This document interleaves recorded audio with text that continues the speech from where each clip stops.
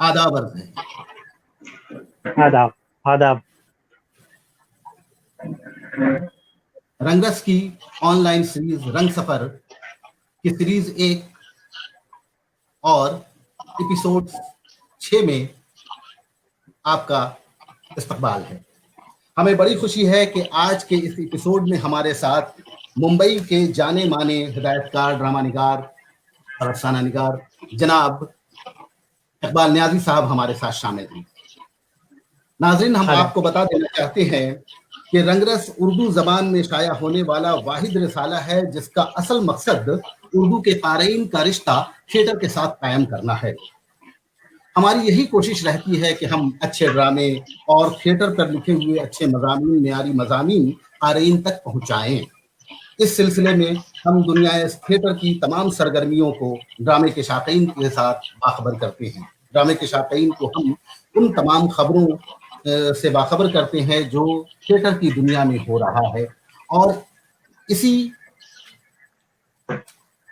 बात को मद्देनजर रखते हुए हम लोगों ने ऑनलाइन सीरीज की शुरुआत की है। इस कोविड-19 के ज़माने में जाहिर सी बात है कि कोविड-19 की वजह से हम लोग ज़रा स्टेज से दूर हो गए हैं, लेकिन हमारा काम नहीं रुका है। थिएटर करने वाले, थिएटर के दीवाने हर लिहाज से काम कर रहे हैं, और इसी सीरीज में आज हम आपके साथ जुड़े हैं इकबाल नियाज़ी साहब के साथ। इकबाल नियाज़ी साहब, रंगरस के इस ऑनलाइन सीरीज रंग सफ़र में आपका खैर मकदम है। हमें बहुत खुशी है कि आपने हमारी दावत कबूल की और आप हमारे इस रंग सफ़र में शामिल हुए हैं। जी, ममनून, बहुत बहुत शुक्रिया अजहर साहब। जी जी, मैं रंगरस का भी और लिटिल एसपीएन का, आपका, हुमा जी का बहुत ही ममनून हूँ कि मुझे कुछ बोलने का मौका आप लोगों ने इनायत किया, कि बहुत सारी भड़ास है दिल में, उसे बाहर निकालने का मौका आप लोगों ने दिया है, तो मैं आप लोगों का शुक्रगुजार। जी नाज़रीन, मैं इकबाल नियाज़ी साहब का तारुफ आपके सामने पेश कर रहा हूँ। इकबाल नियाज़ी साहब ड्रामा निगार, हिदायतकार, ड्रामा के टीचर, एंकर की हैसियत से अपनी पहचान रखते हैं, और साथ ही साथ ये शायर और अफसाना निगार भी हैं। मुंबई के सरगर्म और फ़ाल उर्दू थिएटर ग्रुप किरदार के बानी हैं और अभी उसके क्रिएटिव डायरेक्टर भी हैं। तकरीबन 40 बरसों से थिएटर की दुनिया में सरगर्म है। इफ्ता के साथ भी इनका ताल्लुक है और इफ्ता के अहम रुकन में से एक हैं। इन्होंने तकरीबन 200 प्रोडक्शन किए हैं, जिसके लगभग 4000 शोज हो चुके हैं, और इनका जो सबसे बड़ा कारनामा है वो ये है कि मुख्तलिफ थीम पर मबनी गीतकारों के 98 शोज किए बतौर एंकर और ऑर्गेनाइजर के। 9 बरसों तक मुंबई और मालेगांव के उर्दू अखबारात में ड्रामा और थिएटर पर हफ्त रोज़ा कॉलम रंग दर्शन और अक्स बरअक्स के नाम से लिखते रहे। 400 से ज्यादा कॉलम थिएटर पर लिखा है इन्होंने। 31 बरसों तक दर्सो तदरीस से वाबस्ता रहे। 2018 में वहां से रिटायर किया इन्होंने। इनका एक और सबसे बड़ा कारनामा यह है कि जलीलुल कद्र ड्रामा निगार, यानी ड्रामाई शख्सियत जिसे हम कहें, इंटरनेशनल फिगर जनाब हबीब तनवीर, उन पर इन्होंने मकाला लिखा है। हबीब तनवीर के लोक थिएटर पर इन्होंने काम किया था, हकीकी मकाला है इनका। इकबाल नियाज़ी की 4 किताबें मंजर आम पर आ चुकी हैं। 10 रंगी तमाशे, सब ठीक है, एक नई उड़ान, गिरगिट और दूसरे ड्रामे। इसके अलावा इनके और भी कई ड्रामे हैं, किताबें हैं जो ज़ेर तबा हैं, जिनमें मैं अहम नाम है, होता है शब रोज ड्रामा, ये किसका लहू है, कौन मरा, सर्कस और चिंटियां, बैक स्टेज पर जिंदगी, बच्चों के लिए 100 स्टेज ड्रामे, रंगमंच के बापू हबीब तनवीर, चौराहे पर नुक्कड़ नाटक, पस पर्दा, रंग दर्शन। इन्होंने कई रंगकर्मियों का इंटरव्यू भी लिया है जो पस पर्दा में शामिल किया है इन्होंने। इन्हें बहुत सारे अवार्ड से नवाजा गया है, और इन्हें गालिब एकेडमी की तरफ से हम सब गालिब अवार्ड मिला, जो एजाज का बायस है। तो अब हम इकबाल नियाज़ी साहब से अपनी बातचीत का सिलसिला आगे बढ़ाएंगे। नियाज़ी साहब, आप सुन रहे हैं हमें?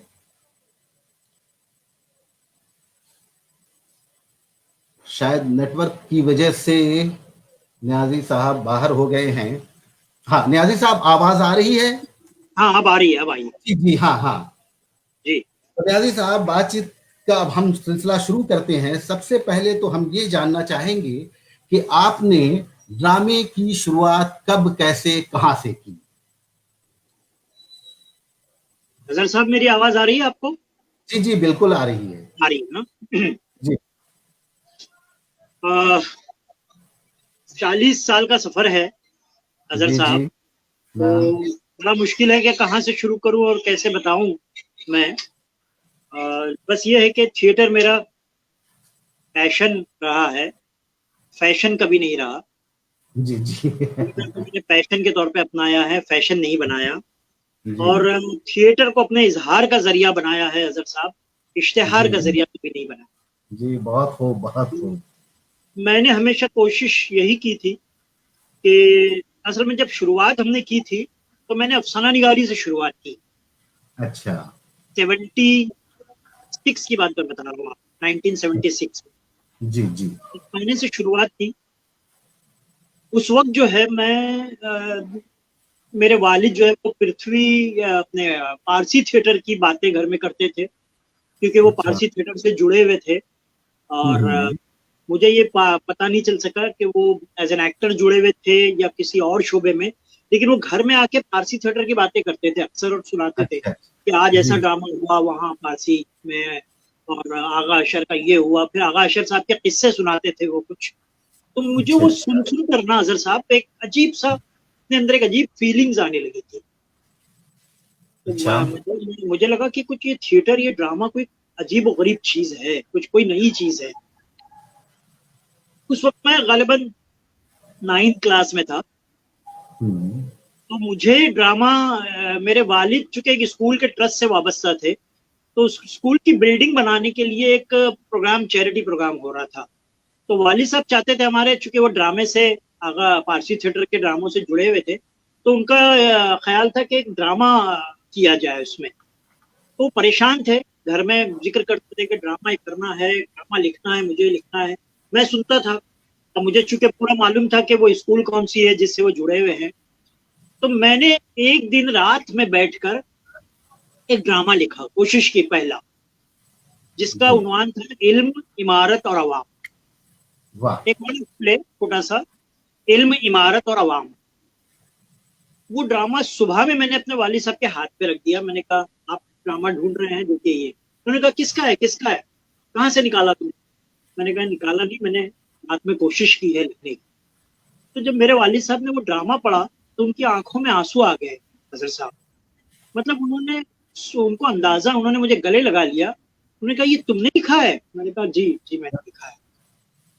खैर ये मतलब यही शुरुआत थी मेरी। वो ड्रामा उनको इतना पसंद आया, मैंने इल्म को एक कैरेक्टर बनाया था, इमारत को एक कैरेक्टर बनाया था, और अवाम एक रिप्रेजेंट, नुमाइंदा बनाया था अवाम का।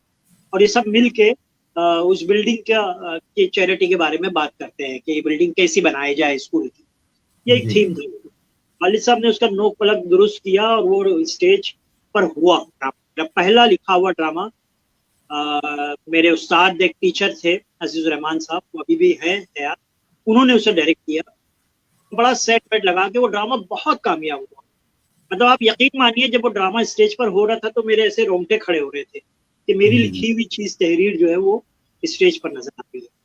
तो यूं समझ लीजिए कि ये चस्का ड्रामे का बस वहीं से लग गया। और यहाँ से शुरुआत हुई। जी जी।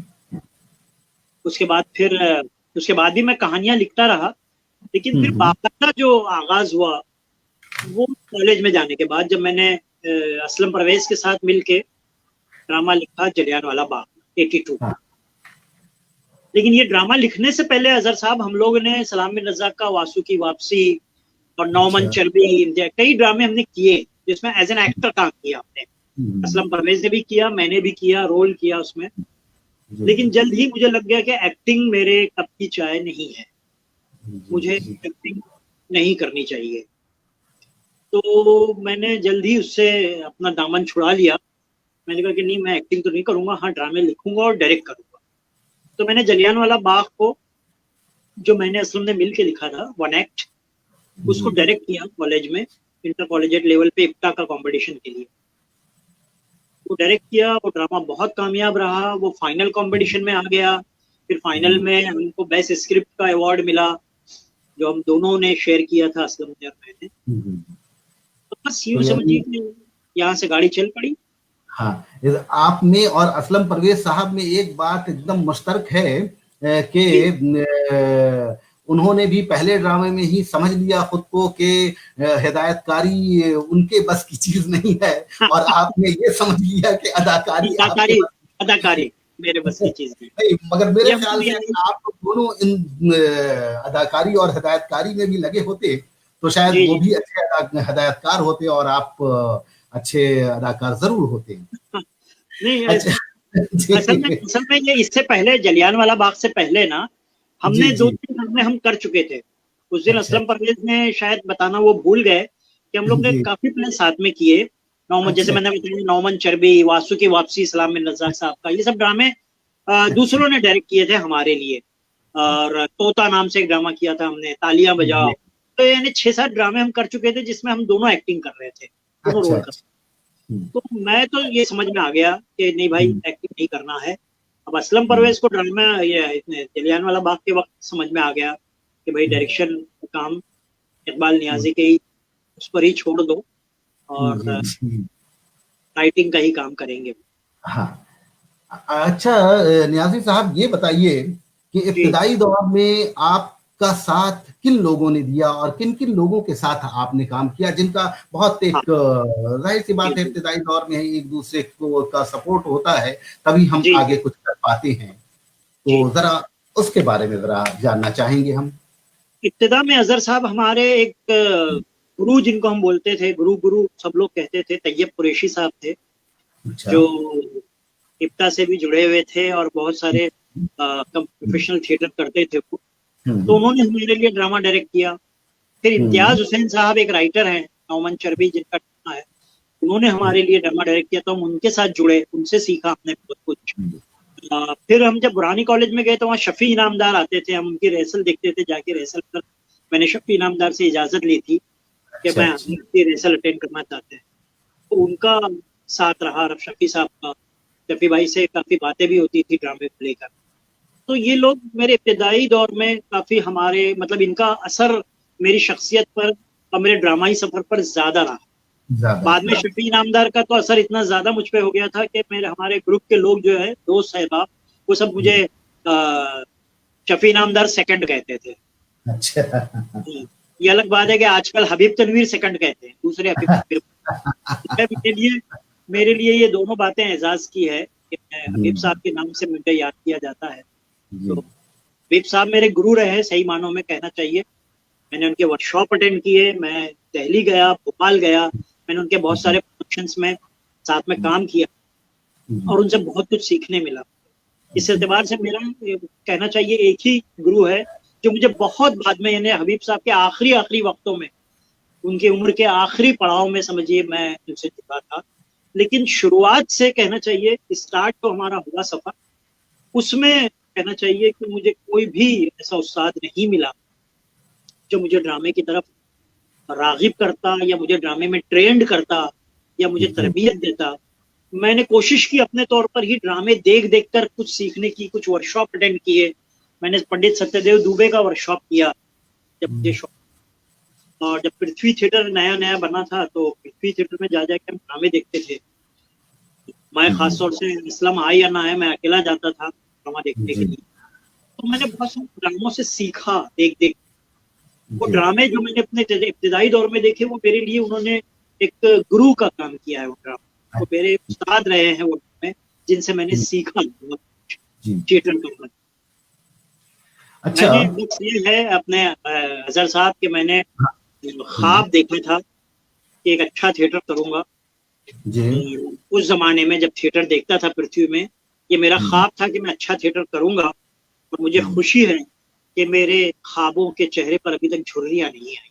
अरे वाह वाह, बहुत बहुत खूब। आपके ख्वाबों के चेहरे पर झुर्रियां नहीं पड़ी, और मेरे चेहरे पे इंशाअल्लाह हो सकता, मेरे चेहरे पे झुर्रियां आ गई हो, लेकिन मेरे ख्वाबों के चेहरे पे झुर्रियां नहीं है, और ना मेरे थिएटर के चेहरे पे झुर्रियां। जी जी, बहुत खूब बहुत खूब, बहुत इंस्पायरिंग जुमला आपने कहा है। जो भी शुक्रिया। थिएटर करने वाले हैं, जो नए लोग हैं, वो सुने इसको और जी जी उनकी समझ में बात आए। अच्छा नियाजी साहब, जी ये बताइए, आप हिदायतकार के तौर पर भी और ड्रामा निगार के तौर पर जी। दोनों फन में आप ताक हैं, और दोनों में आपकी पहचान है, आपने शनाख्त बनाई है। ये बताइए कि आप बुनियादी तौर पर खुद को हिदायतकार मानते हैं या ड्रामा निगार?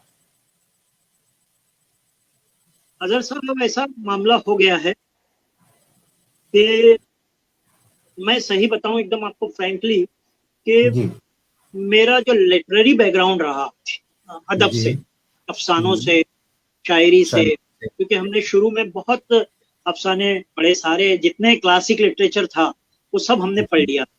कृष्णचंद्र, मंटो, बेदी, ये सारे अफसाना निगारों को पढ़ लिया था, इनके अफसाने, नॉवेल। तो मेरी ड्रामा निगारी में दरअसल इस लिटरेचर ने जो है, लिटरेचर से वाकफियत ने बहुत बड़ा अदा किया है। मैं कहना चाहिए कि मैं अपने आप को बुनियादी तौर पर तो ड्रामा निगार मानता हूँ, लेकिन हिदायतकारी का मामला ऐसा है कि अगर ड्रामा डायरेक्ट ना करूं, हिदायत ना दूं ड्रामे की, सिर्फ ड्रामा लिख कर उसको किसी के हवाले कर दूं, तो मुझे सुकून नहीं मिलता। मैंने ऐसा किया कई बार कि अपना एक ड्रामा लिखकर दूसरों को दे दिया, दूसरों को करने के लिए दिया डायरेक्ट, लेकिन फिर ये हुआ कि धीरे धीरे धीरे मैं इतना इन्वॉल्व हो गया उसमें एज ए डायरेक्टर कि जो बेचारा डायरेक्ट कर रहा था वो कुर्सी पर जाकर बैठ जाता था, बोले इंसान करिए। मैंने कहा नहीं भाई, मैं एक राइटर हूँ खुद ड्रामे का, तो मेरा एक अटैचमेंट है उस ड्रामे से। हालांकि ये बात अच्छी नहीं है, क्योंकि मैंने दूसरे डायरेक्टर्स को इसलिए मौका दिया, नौजवान जो मेरे ग्रुप में थे, कि मैं उनसे कुछ सीख सकूं कि वो यंग, उनके नौजवानों की क्या सोच है, वो उनका स्टाइल क्या है, वो किस रियलिस्टिक थिएटर को फॉलो कर रहे हैं, एब्सर्ड को कर रहे हैं, उनकी ब्लॉकिंग का क्या तरीका है, वो कैसे मूव्स लगाते हैं। मैं उनसे कुछ सीखना चाहता था, अपने जूनियर से, इसलिए मैंने उनको ड्रामे अपने डायरेक्ट करने के लिए अपनी स्क्रिप्ट्स दी। तो लेकिन मुझे लगा कि नहीं, मुझे खुद डायरेक्ट करना चाहिए। जब मैंने अपने ड्रामों का बुरा हश्र देखा, जो मैं नहीं देख सकता था, तो फिर मैंने खुद ही उन ड्रामों को डायरेक्ट करना शुरू किया। वैसे ये बात सही है कि एक ड्रामा निगार अगर अपने ही ड्रामे का कत्ल होते हुए देखता है, तो उसे जो तकलीफ होती है इसका अंदाजा तो सिर्फ एक ड्रामा निगार ही लगा सकता है। लेकिन एक बात है जो मैं समझता हूं, जहां तक कि आप की राय लेना चाहूंगा, जानना चाहूंगा, कि ड्रामा निगार जो ड्रामा लिखता है, तो क्या जरूरी है कि सबसे पहले वो ड्रामा किसी माहिर हिदायतकार के जरिए ही खेला जाए जो जानकार हो? नहीं, ऐसा जरूरी नहीं है, मुझे नहीं लगता। नहीं, जैसा कि आपने अभी कहा कि कुछ ऐसे नौसिखिए के हाथ में पड़ गया जो इतना खून किया आपके ड्रामे का, मजबूरन मुझे इन्वॉल्व होना पड़ा, मजबूरन इन्वॉल्व होना पड़ा। तो ऐसा कई ड्रामे किए, ऑडियंस के सामने एक अलग तरह की तस्वीर चली जाती है कि शायद ड्रामा, इसलिए कि ऑडियंस जो नाजरीन है वो ड्रामा पढ़ कर नहीं आता है, वो देख रहा है, वो पहली बार देख रहा है, और देखते वक्त वो साथ साथ ड्रामा निगार को भी देख रहा होता है।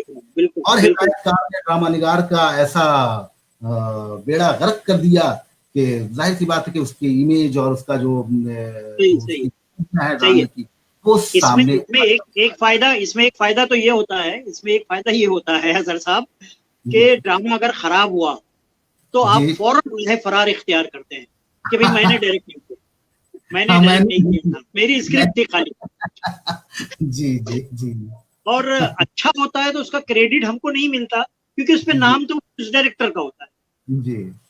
अच्छा, जब ड्रामा होता है तो उसका हम क्रेडिट नहीं लेते, क्योंकि हम नाम अपना डायरेक्शन में नहीं देते हैं, हम उनको देते हैं जिनको सपोर्ट हमने किया था ड्रामा।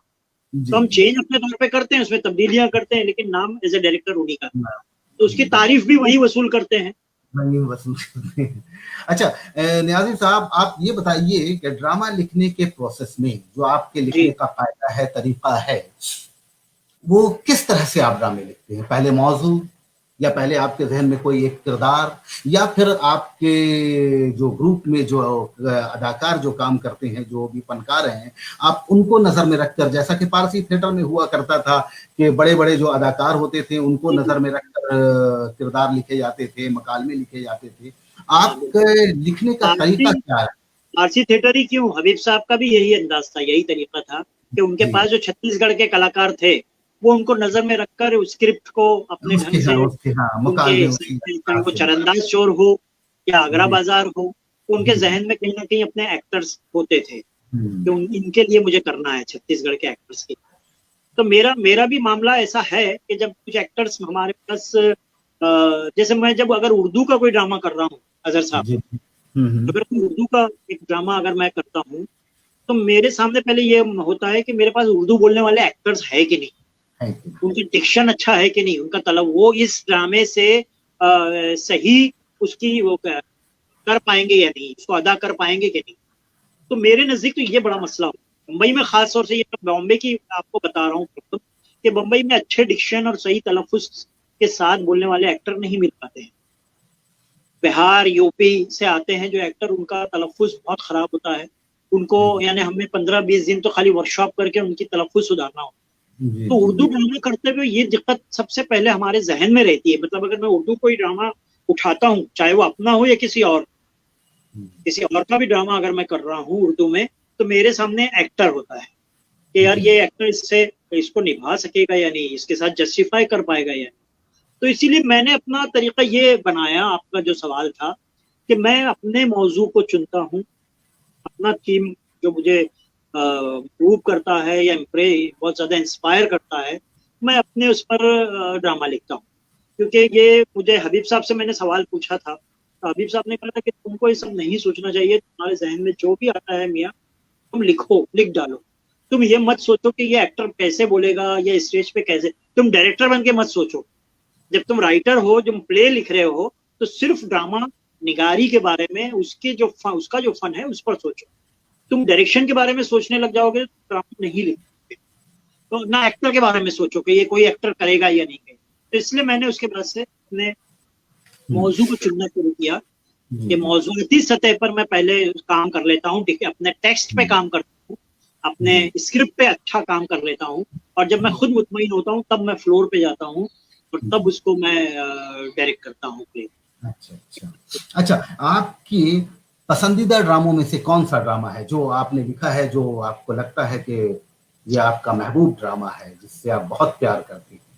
यानी मेरा अपना या किसी और? आपका अपना। मेरा अपना मेरा जी, जी। अपना जो ड्रामा है, हम सिर्फ कंप्रोमाइज करते हैं। हम सिर्फ कंप्रोमाइज करते हैं। मेरी हम आवाज आ रही है अजहर साहब, जी, आवाज आ रही है? जी।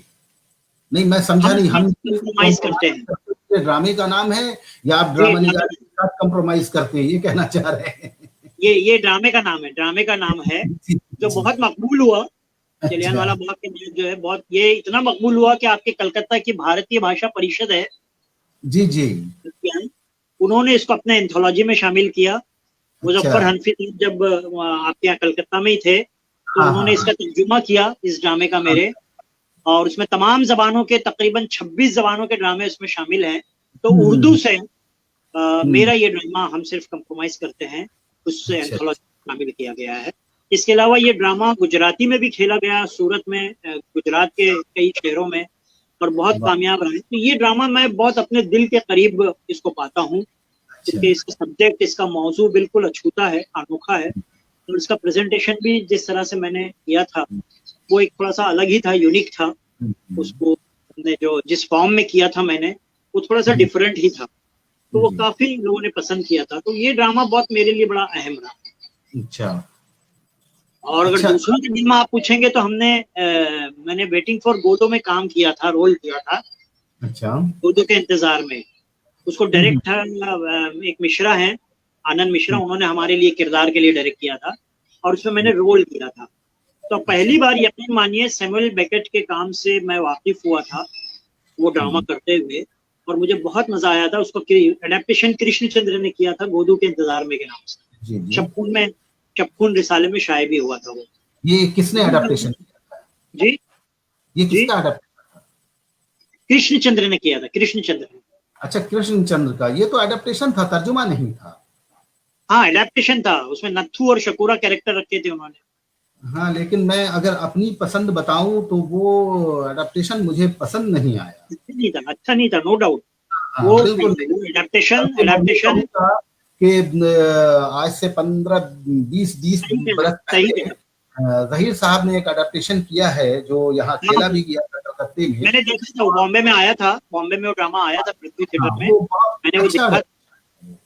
लेकिन ये जो ड्रामा हमने किया था ना आजर साहब, ये हाँ। एडेप्टेशन अच्छा नहीं था कृष्ण जी का। जो डायरेक्टर थे आनंद मिश्रा, जो भारत भवन के पास थे, वहां से आए हुए थे और एकजुट ग्रुप में नादरा जी के साथ काम करते थे। उन्होंने उसको ऐसा फॉर्म दिया था, एक डिफरेंट फॉर्म में उन्होंने कराया, तो फिजिकल बहुत ज्यादा। ये ड्रामा करते हुए मेरा तकरीबन 7-8 किलो वजन भी कम हो गया था। तो इतना ज्यादा, हाँ, इतना ज्यादा उसको फिजिकल बनाया था उन्होंने। बहुत इंटरेस्टिंग, यानी प्रेजेंटेशन के लेवल पर वो ड्रामा बहुत अच्छा हो गया। बहुत बहुत बहुत काफी पसंद किया गया था, लोगों ने उसको बहुत पसंद किया। जी। तो वो ड्रामा मुझे, मतलब उसके बाद हालांकि मैंने उसके बहुत सारे वर्जन देखे, के कई वर्जन हमने देखे, बॉम्बे में भी, दिल्ली में भी। जी, और जी। तब मुझे एहसास हुआ कि कृष्ण जी का जो एडेप्टेशन है वो बहुत अच्छा नहीं है।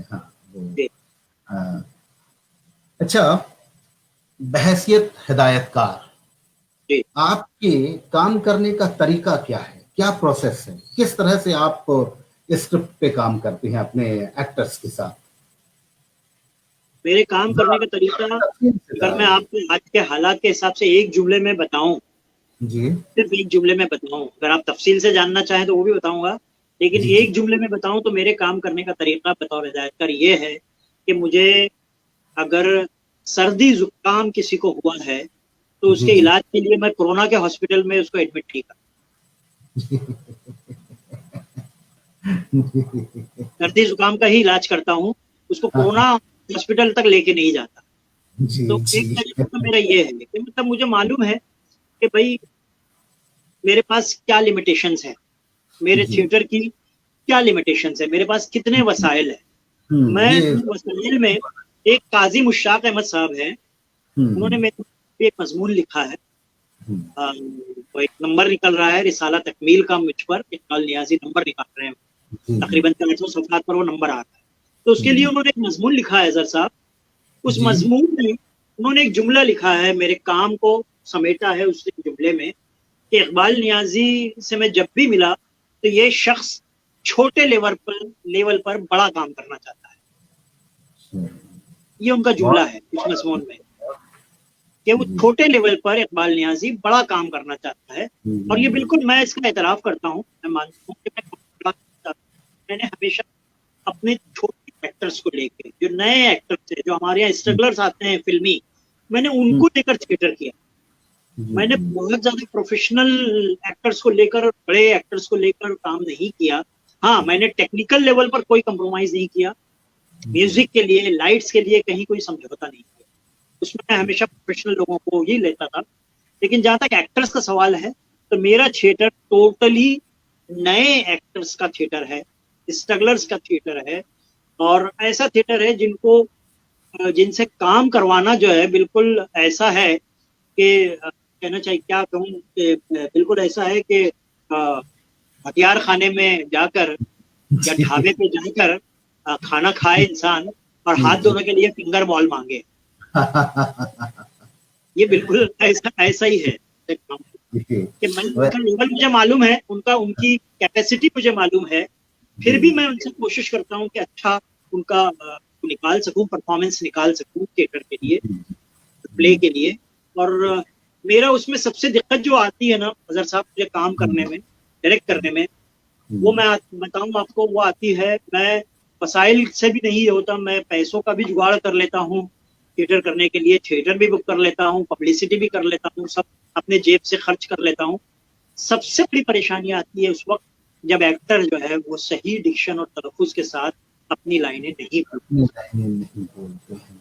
मैंने आपको जैसे पहले बताया, मैंने 72 से ज्यादा एक्टर्स को उर्दू सिखाई है वाह रेजल के वाह, थ्रू। बहुत अच्छी बात। और इसका जी। जिक्र मेरे बायोडाटा में कहीं भी नहीं है, मैंने इसका जिक्र अपने बायोडाटा में नहीं किया है, क्योंकि ये मेरा काम है। मेरे को अगर अच्छा एक्टर चाहिए तो मैं चाहूंगा कि उसका तलफ्फुज भी अच्छा हो, उसका प्रोनाउंसिएशन भी अच्छा हो। जब वो जी, जी। स्टेज पे परफॉर्म कर रहा हो तो ऑडियंस में लोग चक चक चक ना करे कि अरे यार ख्याल बोल ख्वाब बोल रहा है, ये क्या एक्टर है। हाँ, नियाजी होकर भी, बहुत इकबाल नियाजी लाजवाब उर्दू वाले होकर भी जो है, हाँ, वो तलफ्फुज इंसान ठीक नहीं को करता है। तो बिल्कुल, इसीलिए मैं 15 दिन तक तो उनके तलफ्फुज ठीक करने में ही लगा रहता हूँ। हाँ, तो ये बड़ा मेरा काम नागवार है, होता है ये काम। ये जी जी जी, ये मेरा अंदाज है। हाँ। मैंने आपका एक प्ले देखा था शोलापुर में, 3 खामोश औरतें, जी मंटो जी जी के मंटू रेडियाई ड्रामा जिसे आपने स्टेज पर मंटू पेश को किया। किया। और वो जी 3 खामोश औरतें जो ड्रामा था, उसमें आपने तीनों किरदार लड़कों के जरिए आपने करवाया। जी जी जी जी। तो ये एक्सपेरिमेंट, ये तजुर्बा क्यों, कैसे और क्या सोच थी इसके पीछे इस तरह का तजुर्बा करने का? हाँ, ये असल में ऐसा था कि इसलिए शुरू कि से मैंने बातूनी या बात करने की जो खसलत होती है, बहुत ज्यादा बोलना, वो औरतों की श्रेष्ठ में जी शामिल जी है। तो सही सही है, आपका फीमेल कहना सही एक्टर है। न रखकर आपने मेल मैंने एक्टर के साथ काम किया। हाँ, मैंने असल में 3 लड़कियों को लेकर शुरू किया था काम जी। इसका। लेकिन वो मैंने जब देखा कि वो लड़कियों से बात बन नहीं रही है, मतलब वो कहीं ना कहीं जो एनर्जी चाहिए उस रोल में, वो एनर्जी उन लड़कियों में नहीं मिल रही थी मुझे।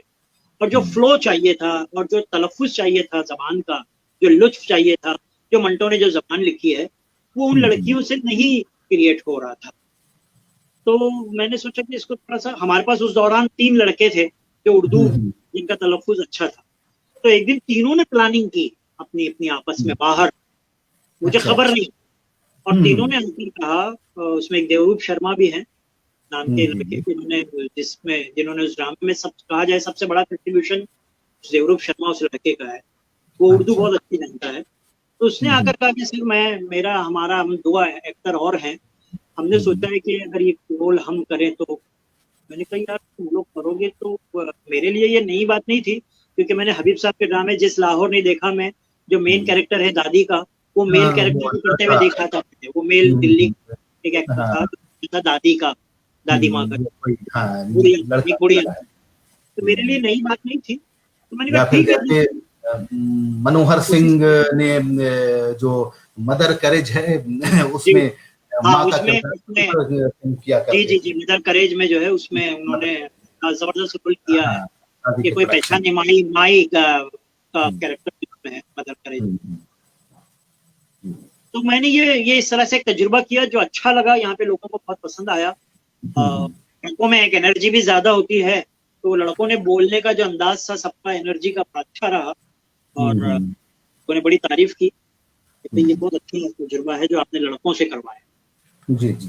अच्छा, मेरे आपने मेरे जी, देखिए हाँ, हसन हाँ। साहब, मैं आपको बताऊं, मेरे नजदीक जो है ना, मेरे काम करने में, एक थोड़ा सा थिएटर करने में मेरा एक ये है कि मेरे नजदीक जो है पर्दा खुलने पर तालियों की अहमियत बहुत ज्यादा नहीं है कि पर्दा खुलने पर तालियां बजती है या नहीं। में मजा तो तब है अजहर साहब जब पर्दा गिर रहा हो और तालियां बज रही हो, वाकई, तो वाह, मजा है। बिल्कुल, पर्दा बिल्कुल। खुलने पर तालियां तो लोग बजाते ही हैं नॉर्मली। तो मेरे इस ड्रामे के साथ 3 खामोश औरतों के साथ यही हुआ है कि पर्दा बंद होने के बाद लोगों ने खड़े होकर स्टैंडिंग ओवेशन में तालियां बजाई है, और वाह, मेरे वाह, वाह। एक्टर्स को बहुत ज्यादा सराहा। जी, जी, जी, बहुत अच्छी बात है। अच्छा, आपने चिल्ड्रंस थिएटर यानी बच्चों के लिए भी ड्रामे लिखे हैं।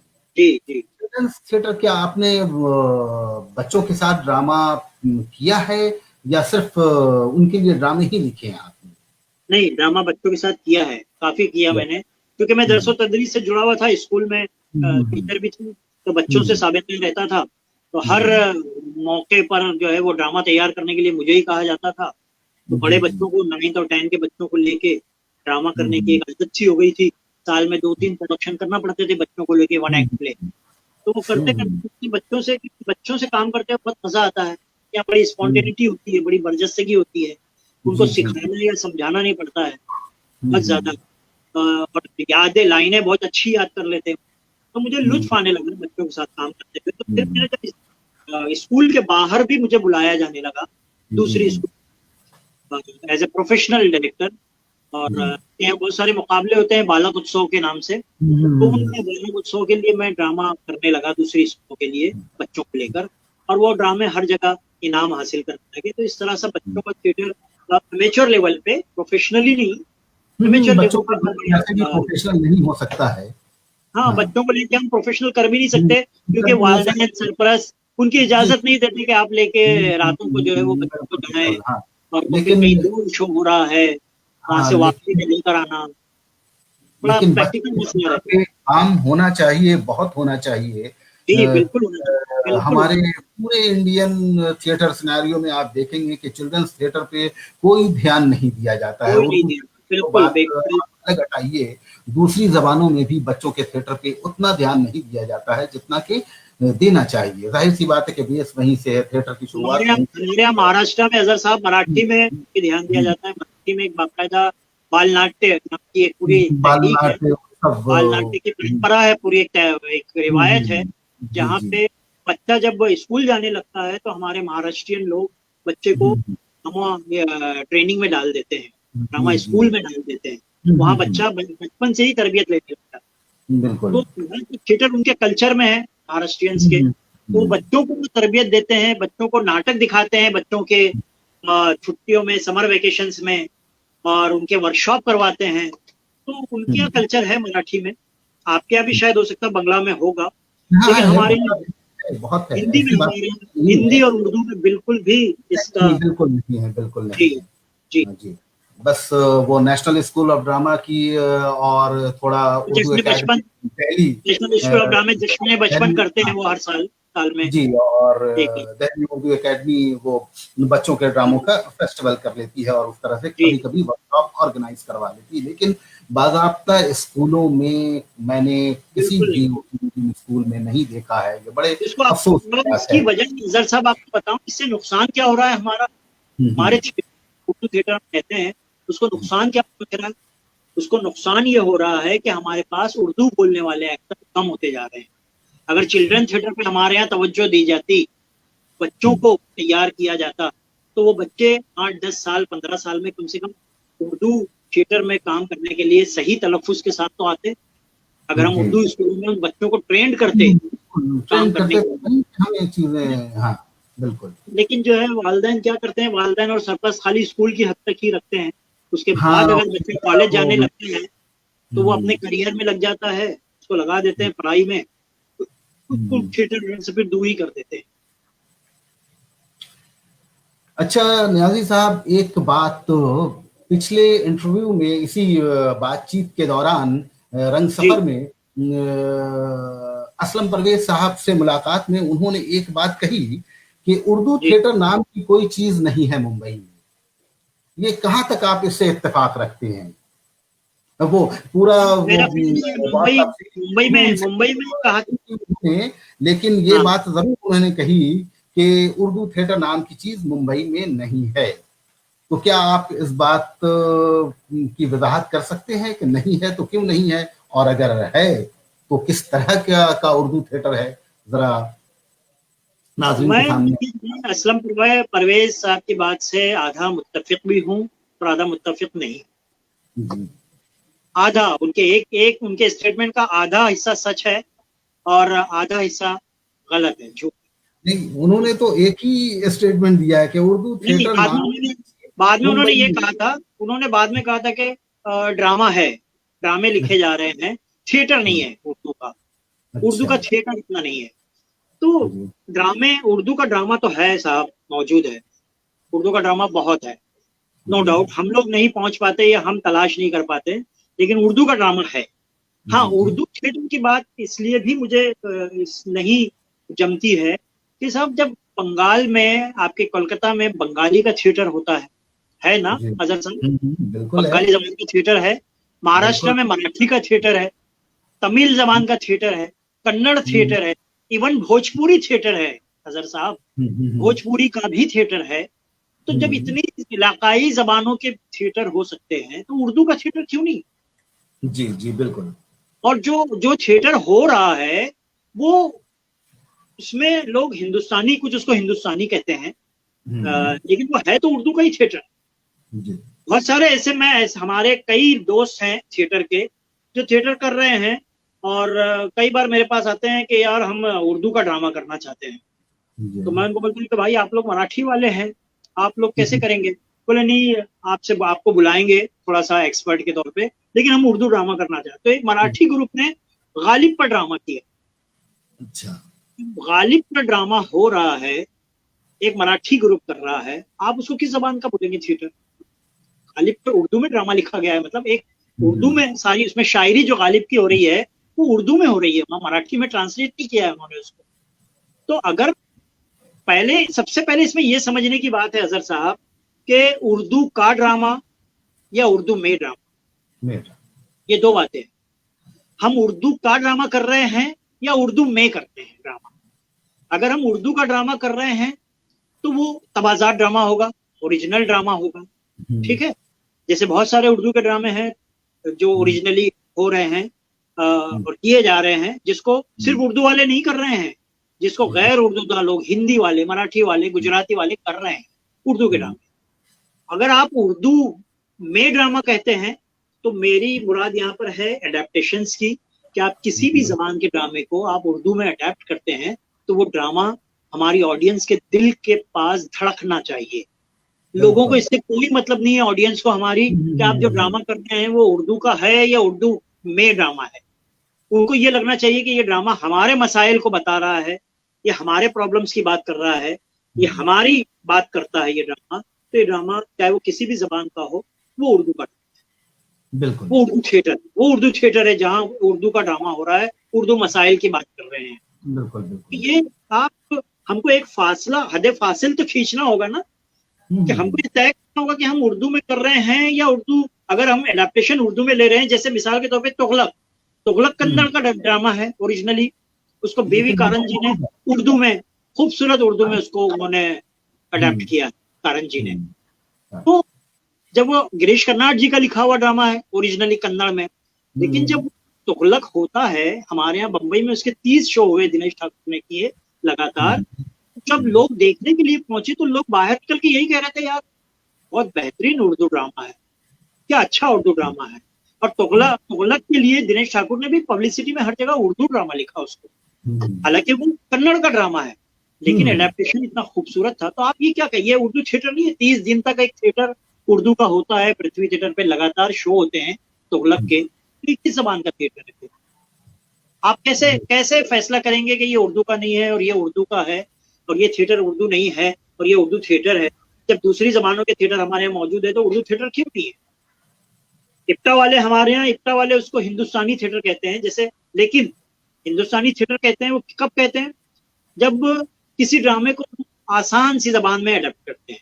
लेकिन जब आखिरी शमा करते हैं, कैफी आजमी साहब का लिखा हुआ, जिसमें मैं रोल भी करता हूँ, एक आखिरी शमा जब होगा तो वो उर्दू का ड्रामा है ना, उर्दू थिएटर है। जी जी, वो कैफी आजमी साहब का लिखा हुआ ड्रामा है। हाँ, जैसा कि आपने कहा कि बांग्ला में खेला गया बांग्ला ड्रामा है, मराठी में खेला गया मराठी ड्रामा है, तो उर्दू का अपना ड्रामा क्यों नहीं हो सकता? ये सवाल बहुत अहम है। अब एक बात सामने ये आती है कि ड्रामा परफॉर्मिंग आर्ट है, यानी जब परफॉर्म होता है तो हमें उसकी जबान का अंदाजा होता है कि ये किस जबान में खेला जा रहा है ड्रामा, और हम फौरन उसे पहचान लेते हैं कि ये ड्रामा मराठी है, बंगाली है, गुजराती है या कन्नड़ है।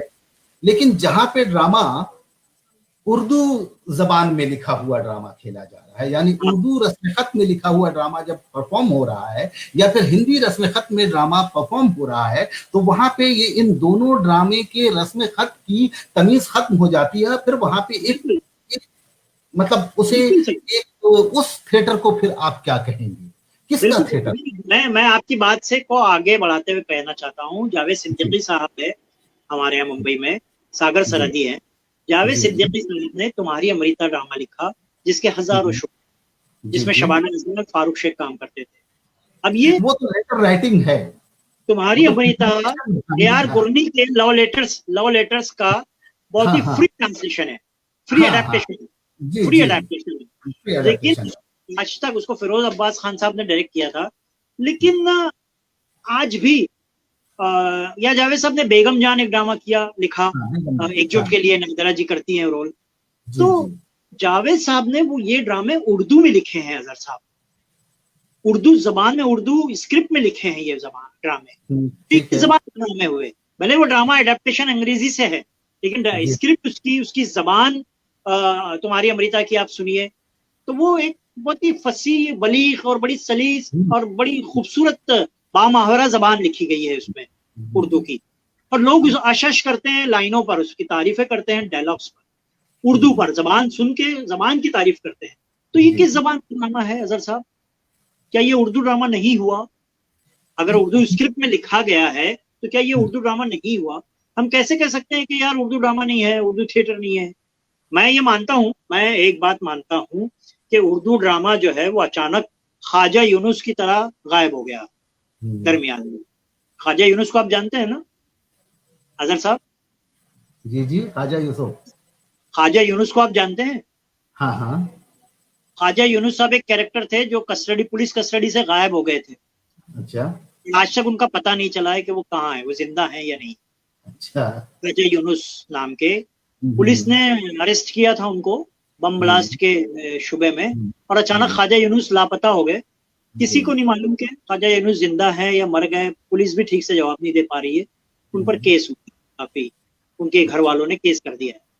तो मुझे ख्वाजा यूनुस का वाकये से ये ख्याल आता है कि उर्दू ड्रामा भी हमारा ख्वाजा यूनुस की तरह गायब हो गया अचानक, और समझ में नहीं आ रहा था कि कहाँ गायब हो गया।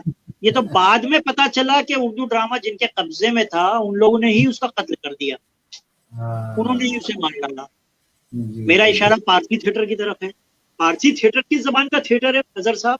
आप तो ज्यादा बेहतर जानते हैं मेरे से।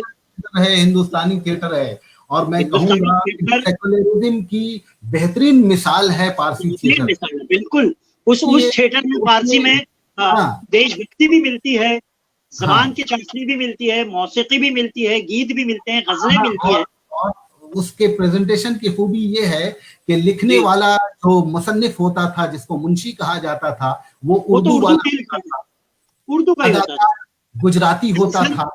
देखिए एहसन, बेताब और ये सब तो उर्दू के ही राइटर थे ना, उर्दू के ड्रामा निकालते, उर्दू में लिखने वाले होते थे, लेकिन अदाकार ज्यादातर गुजराती होते थे, और उनके हाथ में जो स्क्रिप्ट होती थी वो हिंदी लिपि में होती थी। यानी और उसका जब प्रेजेंटेशन होता था तो हमारे सामने एक इंडियन थिएटर, जिसको हम हिंदुस्तानी थिएटर के नाम से कह सकते हैं, जहाँ पे जबान की कोई कैद नहीं है और कोई इलाके का कोई ये नहीं है कि भाई ये इसी हिंदी इलाके का थिएटर है। या आपको बताऊं, उसके जो मालिक होते थे, उसके जो प्रोड्यूसर होते थे, वो गुजराती होते थे, सारे पारसी होते थे। पारसी लोग जो गुजराती जबान जानते हैं, जो गुजराती लिखते थे ड्रामों को, लेकिन वो ड्रामे शाये हुए, उर्दू में भी शाये हुए, वो ड्रामे हिंदी में भी शाये हुए, और आज भी नेशनल स्कूल ऑफ ड्रामा में NSD में पढ़ाया जाता है, ड्रामों को खेला जाता है, पेश किया जाता है, फारसी स्टाइल में करते हैं वो ड्रामे। तो एक शानदार रिवायत रही है उर्दू थिएटर की।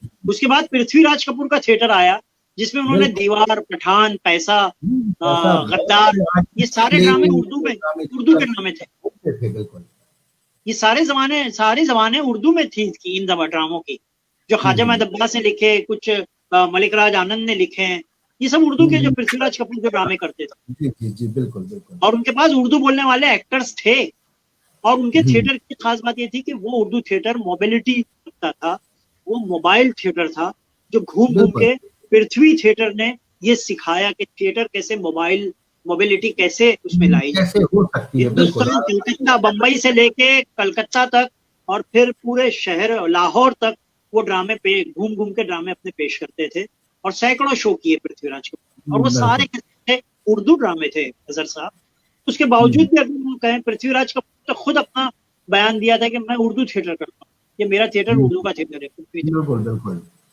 अच्छा, ये जैसे सिरे से खारिज कर देना कि उर्दू थिएटर नहीं है, ये बहुत ही, मैं समझता हूँ हाँ, वो बहुत एक अजीब सी बात लगती है कि हम अब जैसे थिएटर की रवायत है या उसका कल्चर है, तो उसका कल्चर और उसकी रवायत तो वो समझिए कि नाजरीन के साथ ही जुड़ा हुआ है, और नाजरीन के जरिए ही उसकी पहचान होती है। अब सही है। उर्दू में जो ड्रामे मकाले जो लिखे जाते हैं, बहुत सारे मकाला निगार हैं, बहुत पीएचडी लोगों ने की है, एमफिल किया है लोगों ने, और कई प्रोफेसरान हैं जो ड्रामे पे खूब लिखते हैं, लेकिन उनका ताल्लुक ड्रामा देखने से नहीं है। बिल्कुल, इस वो तो कल्चर एकेडमिक, को कैसे, किस तरह से बिल्डअप किया जाए, किस तरह से, क्या हाँ, सोचते हैं आप? किस तरह से क्या, मैं सुना नहीं आपका सवाल, क्या कहा मैं आपने? ये कहना चाह रहा हूं कि जो लोग ड्रामे पे लिख रहे हैं या जी, जिन्होंने ड्रामे पे पीएचडी की, उर्दू ड्रामों वालों की बात कर रहा हूं मैं, जी, और जी, जी, या जिन्होंने एमफिल के मकाले लिखे हैं, पीएचडी के मकाले लिखे हैं, या कॉलेज और यूनिवर्सिटीज में ड्रामे पढ़ाते हैं, मैंने ज्यादातर लोगों को देखा है कि वो लोग ड्रामे नहीं देखते। उनके लिए क्या वर्कशॉप होना चाहिए? एक नजर साहब, थिएटर एक्टर को ट्रेन करने के नजर लिए साहब मैं बताऊं, वर्कशॉप करते हैं और एक वो करते नजर साहब मैं एक बात कहना चाहता हूँ, शायद ये बात हैं। कहने के बाद मैं मातूब ठहराया जाऊं नहीं, नहीं और ठहराया जाएंगे हम कुछ लोग। लोग नाराज भी हो जाएं, कुछ लोग नाराज भी हो जाएं, जो लेकिन थिएटर वाले नहीं सबसे होंगे वही नाराज होंगे, और उन्हें उर्दू होने थिएटर, दीजिए नाराज। उर्दू थिएटर को सबसे ज्यादा नुकसान एकेडमिक हजरात ने पहुंचाया है। इन बिल्कुल। एकेडमिक जो हजरात, हमारे जो बात प्रोफेसर हजरात है ना, जो प्रोफेसर हजरात जो है, किसान जो इन है लोगों हमारे, ने उर्दू का थिएटर पनपने नहीं दिया, जी उर्दू जी, थिएटर की जमीन बनने नहीं दी इन्होंने, और इन्होंने सबसे ज्यादा नुकसान पहुंचाया है।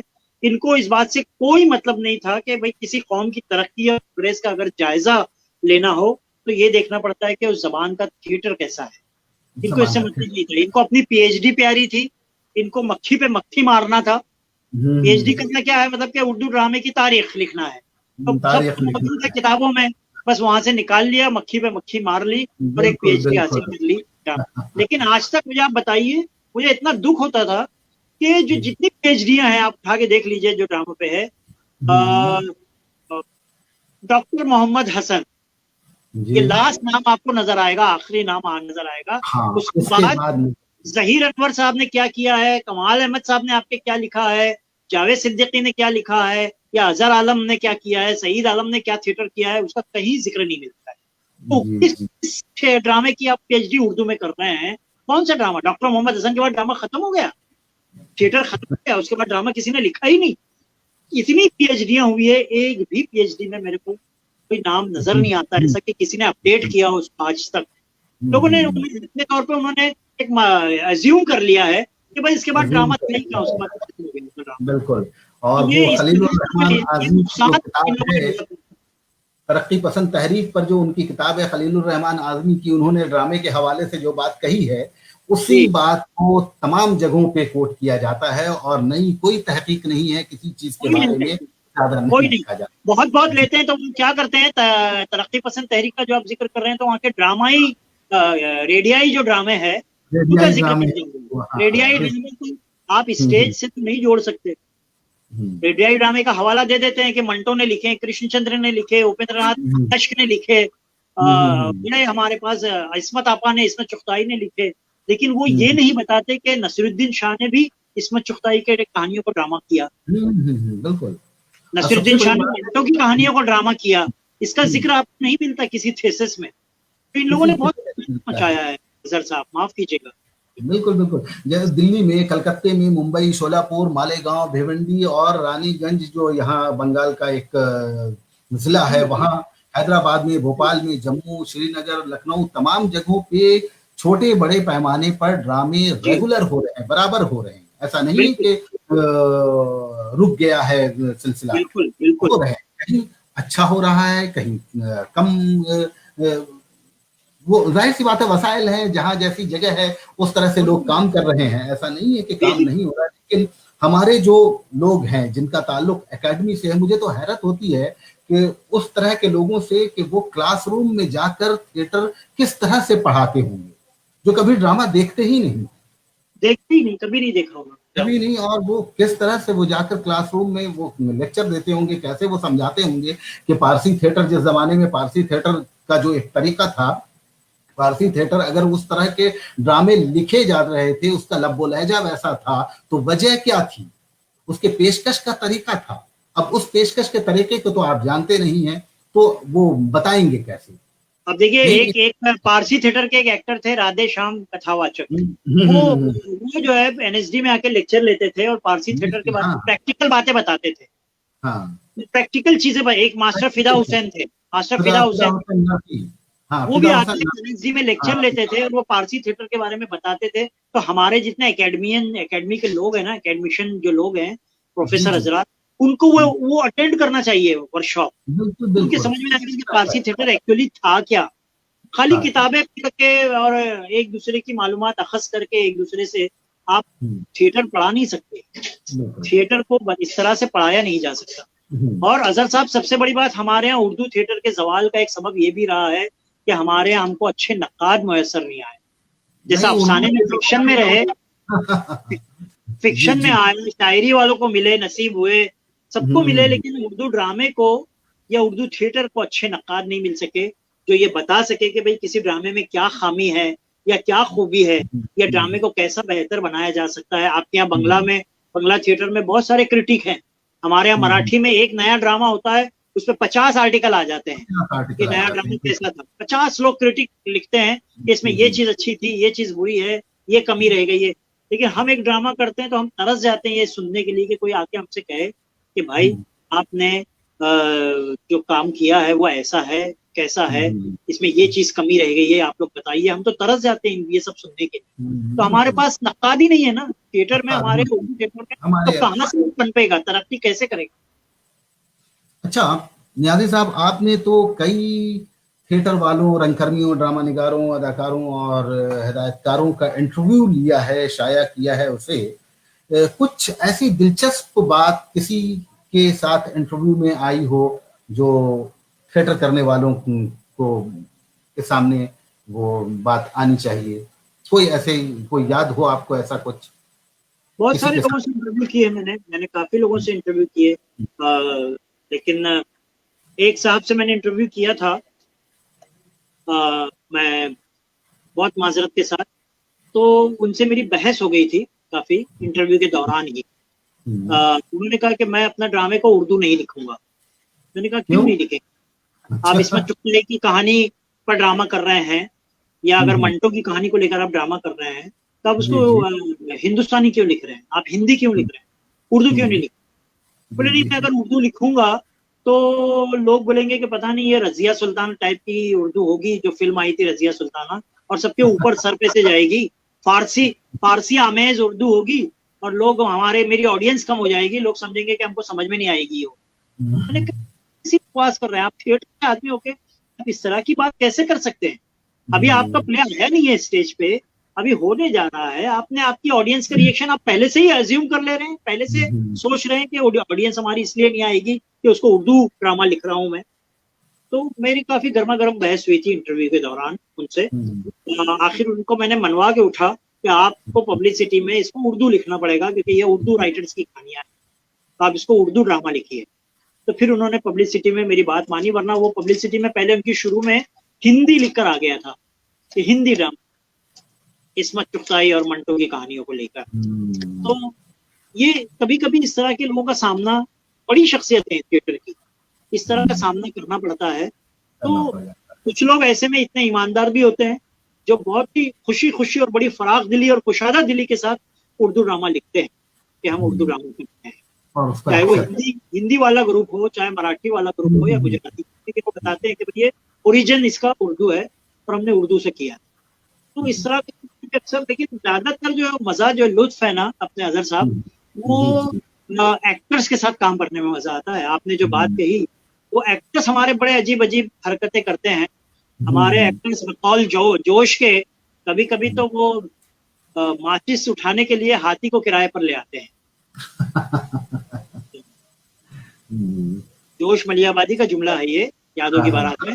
तो उनके साथ कभी कभी जो इंटरेक्शन बड़ा दिलचस्प होता है, बड़ी अजीब अजीब हरकतें वो करते हैं, और शो के दौरान भी कुछ इंटरेस्टिंग बातें होती है, जो बहुत सारी हैं। कभी मौका रहा तो आपसे एक आध जरूर सुनाऊंगा मैं, जो आपने। अच्छा लेकिन नियाज़ी साहब, आप ने ये जो म्यूजिकल शोज किया है, ये क्या चीज है, जरा इसके बारे में बताएं, जी और इसकी अहमियत कहाँ तक थिएटर के साथ ये जुड़ा हुआ है, जी ये परफॉर्मिंग एरिया, जरा जी। इसके बारे में जानकारी कुछ हमें दें। मैंने म्यूजिकल शो की शुरुआत उस वक्त की जब मैं हबीब साहब के साथ काम कर रहा था। भोपाल में गया था उनके पास। तो मैंने देखा कि उनके तो हर प्रोडक्शन में गीत होते हैं, संगीत होता है, गजल होती है। यहाँ तक के जिस लाहौर नहीं देखा उन्होंने प्ले किया था असगर वजाहत साहब का, उसमें भी उन्होंने गजलें डाल दी थी, बहुत सारी नीलम फाजली की और फैज की। तो हालांकि वो फॉर्मेट नहीं था जो वजाहत साहब ने जब प्ले लिखा था जिस लाहौर नहीं देखा, उसमें कोई गीत और गजल नहीं थी, लेकिन हबीब साहब ने, तो मैंने उनसे ये सवाल किया था, मैंने हबीब साहब इसमें तो गुंजाइश नहीं थी, लेकिन आपने इसमें म्यूजिक डाल दिया, गीत डाल दिया, संगीत हो गया है बहुत ज्यादा, तो इसकी क्या वजह है, क्या रीजन है? तो देखो ऐसा है, मैंने ये काफी बड़ी स्क्रिप्ट थी तो हमने इसको काफी एडिट किया था असगर वजाहत साहब से इजाजत लेके। वो तो खैर एक अलग तनाजा भी हुआ उस पर, लेकिन मैंने कोशिश ये की कि जो चीजें एडिट हो गई है स्क्रिप्ट से उसको गजल के फॉर्म में या गीत फॉर्म में म्यूजिक के जरिए बातें आ जाए सारी, जो ड्रामे को जिंदगी बढ़ाती है। तो मैंने भी सीखा उनसे कि आपका ड्रामा ठहरना नहीं चाहिए, अगर म्यूजिक आता है उसमें। हमारे कुलदीप सिंह है इप्टा के, बहुत मशहूर थिएटर का म्यूजिक के बड़े जानकार हैं, उनको संगीत नाटक अकेडमी का भी अवार्ड मिला है कुलदीप सिंह जी को। उनका भी यही मानना है कि थिएटर में संगीत, म्यूजिक या गाना या गीत उस वक्त आना चाहिए जब वो सीन को आगे बढ़ाता हो, ना कि सीन को स्टिल कर दे। अगर ड्रामा उस गाने से आगे बढ़ता है, एक इंच भी आगे बढ़ता है, तो जैसा गाने कि का रणवीर के ड्रामों में आप देखेंगे कि वो एक जो ब्रेख्तियन स्टाइल है, ब्रेख्तियन स्टाइल है, उसको फॉलो करते हैं हबीब साहब। ब्रेख्तियन स्टाइल है, वो जो थियरी ऑफ एलिनेशन की है, ब्रेथ की तोड़ना है। गाना आ जाता है, सिंगर्स की टोली आ जाती है, मंडली आती है और उसको उस शहर को जो है वो तोड़ती है ताकि ऑडियंस उसमें बह न जाए। एक थियरी ऑफ एलिनेशन है ब्रेथ की, तो हबीब साहब उसको फॉलो करते हैं। और मैंने जो म्यूजिकल शोज किए अजहर साहब, मैंने नजीर अकबर आबादी पर दास्तान गोई के फॉर्म में एक किया, दास्तान नजीर से नजीर अकबर आबादी को लेके। अब चूंकि नजीर अकबर आबादी पे हबीब साहब ड्रामा कर चुके थे पूरा, तो मुझे कुछ अलग करना था, तो मैंने उसको दास्तान गोई के फॉर्म में किया। अब फिर मुझे ये ख्याल आया कि क्यों ना दास्तान गोई को म्यूजिकल कर दिया जाए, इसमें कुछ नजीर की नज्मों को शामिल कर लिया जाए। तो मैंने कुलदीप सिंह जी से वो कंपोज करवाया, जो नजीर की मशहूर नज्में हैं, रोटियां या आदमी नामा, इन नज्मों को, जो मशहूर नज्मों को मैंने कुलदीप जी से कंपोज करवाया। और वो दास्तान गोई में नजीर के सवाने के दरमियान, दास्तान जब बयान हो रही है, बीच बीच में वो नजीर की नज्में गाई जाती है। वो एक खूबसूरत सा प्रोडक्शन बन गया और लोगों ने बहुत उसको तकरीबन 2 घंटा लोग बैठे रहे, एंजॉय करते रहे, नजीर की नज्मों को भी और नजीर के बोलने में भी। और इसी फॉर्मेट में फिर मैंने कैफी आजमी साहब का भी किया, मजाज पर किया, गमे दिल क्या करूं इस टाइटल से। मजरू साहब पे हमने तैयार किया था, करने जा रहे थे। मैं चाहता था कि हम फैज पर भी करें, लेकिन फैज पर इप्टा वाले कर चुके हैं और एक ड्रामा दर्द आएगा दबे पाओ शीला भाटिया जी का ऑलरेडी मौजूद है, बड़ा खूबसूरत उर्दू ड्रामा है वो। तो फिर मैंने फैज को टच करना मुनासिब नहीं समझा, उसके बजाय हमने मजाज पे किया। तो ये म्यूजिकल मेरा एक अपना कॉन्सेप्ट था कि क्यों ना हम उर्दू के क्लासिक शायरों को लेकर, क्लासिक शोरा को हम स्टेज पर पेश करें ड्रामा फॉर्म में, जिनको लोग पढ़ नहीं पाते हैं, जिनको लोग समझ नहीं पाते हैं, तो क्यों ना हम उनको समझाएं ड्रामे की शक्ल में, ड्रामे के जरिए, दास्तान गोई के जरिए, म्यूजिक के जरिए, गीतों के जरिए, गजलों के जरिए हम इन शायरों का तारुफ पेश करें। तो इस तरह से मैंने उसको डिजाइन किया। और रही बात आपने जो 98 शोज वाला जिक्र किया, वो एक अलग चीज है मेरी। वो म्यूजिकल शो थीम बेस होते थे फिल्मी गानों के, वो मैं ये इसलिए, वो आप मुझसे ये पूछे कि वो मैं क्यों करता था। हाँ, वो क्यों वही जी वो मैं इसलिए करता हूँ, वो एकदम out and out commercial angle है, उससे मुझे पैसे मिलते हैं, एंकरिंग के मैं 12-15 हजार रुपए मिल जाते हैं एक शो के। तो आप यकीन मानिए, जब मुझे थिएटर करने के लिए पैसों की जरूरत होती है तो मैं म्यूजिकल शो की एंकरिंग करता हूँ। ये बहुत अच्छी बात जी। और वो पैसा मिलता है ताकि मैं थिएटर में लगाता हूँ अपने। जी, आपको इसी बात से एक बात बता दूं कि बंगाल के बहुत बड़े ड्रामा निगार और हदायतकार उत्पल दत्त, जो हिंदी फिल्म के अदाकार भी रह चुके हैं। जी, वो कौन किसका नाम बताया आपने? उत्पल दत्त तो, अरे उत्पल दत्त जी तो खैर जी बहुत बड़े बड़े एक्टर और बड़े हाँ डायरेक्टर हैं भाई, ग्रेट। तो ग्रेट उनके एक्टर, ग्रेट डायरेक्टर। हाँ उन्होंने अपने इंटरव्यू में कहा था कि वो जी, फिल्मों में सिर्फ इसलिए काम करते हैं कि वहां से जो पैसे मिले वो अपने वाह, थिएटर में लगा सके, और ऐसा करते बिल्कुल, थे। उनका बिल्कुल, थिएटर बिल्कुल, बहुत बहुत सही, बहुत सही। वाला तो होता है, बहुत मैं सेट भी यही काम करता हूँ, क्योंकि मैं फिल्मों में नहीं जा सकता था, फिल्मों में जाने की ना मेरी उम्र थी, ना मेरे में नहीं, सलाहियत थी, तो ना आदमी किसी भी उम्र में जा सकता है। नहीं, नहीं, ये आपने मुझे ये कहकर खुश तो कर दिया, लेकिन जी मैं बताऊं तो ये मीडियम जो है ना फिल्म का, अजहर साहब, मेरी हाँ कब हाँ की चुनी नहीं है। मैंने गया, कोशिश की मैंने 2 साल छुट्टी ली अपने स्कूल से फिल्म का काम करने के लिए, लेकिन वहां जाने के बाद लगा कि मुझे नहीं, ये काम मैं नहीं कर सकता, मुझे मेरा थिएटर प्यारा है, मैं सिर्फ अपना थिएटर ही कर सकता हूँ। फिल्म का मेरे टेम्परामेंट, मेरे मिजाज में नहीं है फिल्म का काम। तो जी फिर मैंने ये म्यूजिकल शो पकड़ा, ये मेरे मिजाज का काम है, एंकरिंग में कर सकता हूँ, वन मैन जी मामला रहता है सारा, परफॉर्मेंस का मामला, क्योंकि मेरा ड्रामा मुझे काम आता है वहाँ पे एंकरिंग में, तो उससे मुझे ठीक ठाक पैसे मिल जाते थे, वो थिएटर में लग जाते थे वो पैसे, तो मेरा अच्छा, मतलब मुझे ठीक ठीक चल रहा था, मतलब मेरा चल थिएटर कहीं फिर नुकसान में नहीं था, या उस थिएटर के लिए मेरे को कहीं जाके झोली फैलाना नहीं पड़ती थी कि यार फैलाना। मैं नया ड्रामा कर रहा हूँ, मुझे मेरे लिए कहीं आप फाइनेंस का इंतजाम करें। क्योंकि अच्छा देखिए अजहर साहब, जी जी संगीत नाटक एकेडमी से हमको कोई ग्रांट नहीं मिलती, हम गवर्नमेंट से कोई मदद नहीं लेते हैं, हम कोई सरकारी सतह पर किसी तरह की इमदाद नहीं लेते हैं। तो आप मुझे जी बताइए, आप थिएटर कर रहे हैं, आप भी इतने साल से, कैसे थिएटर करेंगे, कैसे सरवाइव करेंगे, जिंदा कई कैसे ऐसे रखेंगे? हमें हम बैठ के बड़ी बड़ी बातें करते हैं, थिएटर को जिंदा रहना चाहिए, कैसे करेंगे हम थिएटर, कैसे अगर हमारे करेंगे, पास वसाइल ही नहीं रहे, मसाइल ही पैसे नहीं। नहीं रहे, सरमाया नहीं रहा, हम कैसे करेंगे? और जी उसके मैंने लिए कभी भी आप अजहर साहब, मेरे किसी भी आप एक्टर से पूछिए, चाहे वो हम्म, अमेचर से क्यों ना हो, हर शो हम्म, का पेमेंट हम करते हैं अपने आर्टिस्टों को, जी भले बहुत कम अच्छी देंगे, बहुत फूल नहीं, फूल की पंखड़ी देते हैं, लेकिन हम्म, देते हैं। जी जी और टिकट लगा के करते हैं शो, आज भी हम, क्योंकि मैं भी अब ये समझने लग गया हूँ कि जब तक कि आप थिएटर को जो है वो प्रोफेशनल आसमान नहीं देंगे थिएटर के परिंदे को, तब तक के हम्म, काम होने वाला नहीं, तब तक के ये परिंदा जो है वो उड़ान नहीं भर सकता, होगा नहीं उसको बच प्रोफेशनल आसमान देना बहुत जरूरी है। जी, जी। तो कोशिश कर रहे हैं उसको उड़ाने की, तो हम टिकट हम्म, लगाते हैं और टिकट पर शो करते हैं, भले उसमें कम लोग आए, वो मंजूर है, लेकिन थिएटर टिकट लगाकर अब शो कर रहे हैं हम। हमने बहुत फ्री में शो किया अजहर साहब, आपने भी हम्म, किया होगा शुरू में, इब्तिदा में बिल्कुल फ्री में, बिल्कुल हम दावतें दे दे के लोगों को बुलाते थे, हाथ जोड़ के बुलाते थे कि आइए भाई, हमारा ये देखिए, हमारा थिएटर देखिए, और लोग बड़ी जी रफ्तार से बोलते थे, अरे यार क्या लोग आ गए नाटक वाले, फिर से आ गए तुम लोग। जी। करते थे अब अच्छा इस तरह से, लेकिन अब नियाज़ी ये है साहब आप कि ये बताइए। इकबाल हाँ इकबाल मजीद साहब ने एक शेर कहा था अजहर साहब, मुझे वो शेर याद आता है, हम जैसे जी थिएटर वालों के लिए, आपके लिए, मेरे लिए, हम्म, और हम जैसे जुनूनी लोगों के लिए जो देख रहे हैं इस वक्त हमारे साथ हम्म, थिएटर करने जी वाले, मालेगांव शोलापुर के बहुत सारे, उनके लिए ये शेर है कि पीछे बंधे हैं हाथ मगर शर्त है सफर, पीछे पीछे बंधे हैं बंधे हैं हाथ मगर मगर सर शर्त है सफर, किससे कहें कि पाँव के कांटे निकालते। अरे अरे वाह वाह वाह, किससे कहें कि पाँव से कांटे निकाल। वाह तो ये बहुत थिएटर थिएटर वालों का ये हाल है, हमारे पाँव में बहुत कांटे चुभते हैं, काफी चुपते और हैं। हमारे हाथ जो है वो हाँ बांध दिए गए हैं पीछे, तो हाँ हमारे जी पाँव का कांटा कौन निकालेगा? और कौन जब तक निकाले। पाँव का कांटा निकलेगा नहीं, थिएटर आगे बढ़ेगा कैसे, कैसे ये होगा? आगे बढ़ेगा।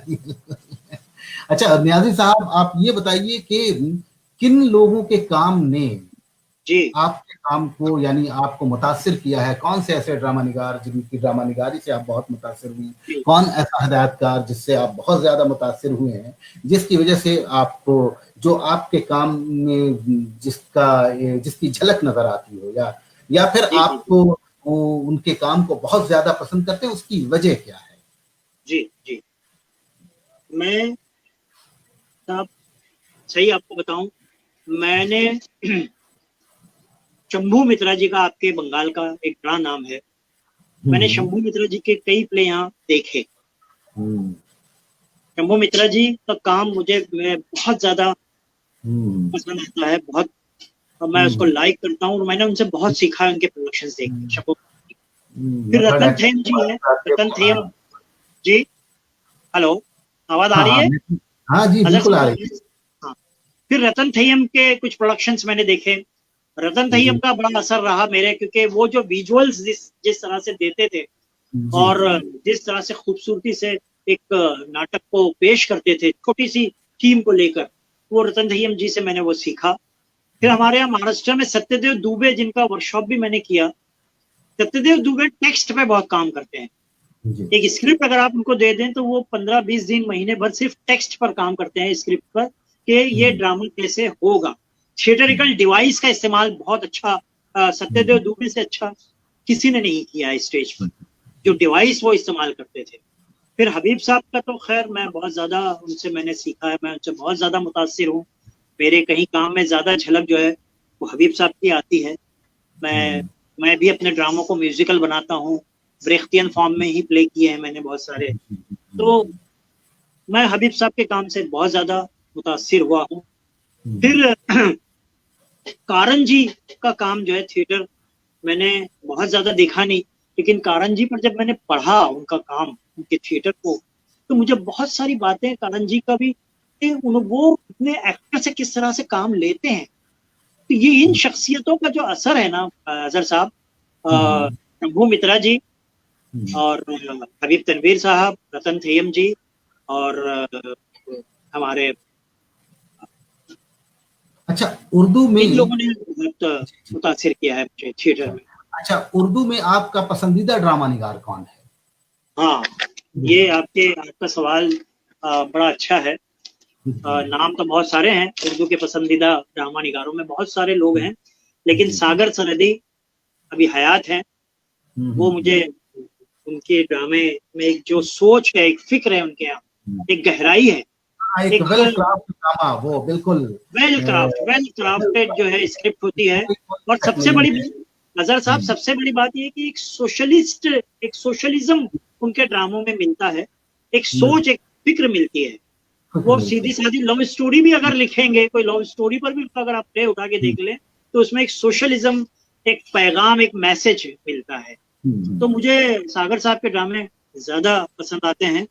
और इसके अलावा जाहिदा जहदी के कुछ ड्रामे बहुत अच्छे उन्होंने एडेप्टेशन भी किए हैं और कुछ ओरिजिनल ड्रामे भी लिखे हैं।